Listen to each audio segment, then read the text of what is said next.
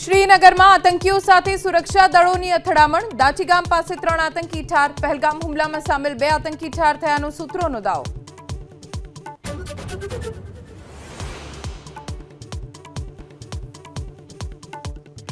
બે દિવસ દક્ષિણ અને મધ્ય ગુજરાતમાં ભારેથી અતિભારે વરસાદની આગાહી. આજે દાહોદમાં વરસાદનું રેડ એલર્ટ તો 18 જિલ્લામાં ભારેથી અતિભારે વરસાદની આગાહી.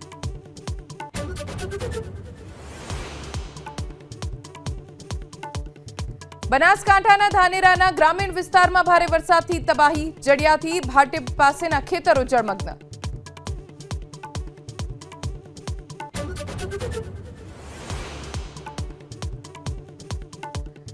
બિહારના પટનામાં મુશળધાર વરસાદથી જળબંબાકારની સ્થિતિ. ડેપ્યુટી સીએમ વિજય સિન્હાના નિવાસસ્થાનમાં ઘૂસ્યા વરસાદી પાણી. નીચાણવાળા વિસ્તારો પણ જળમગ્ન.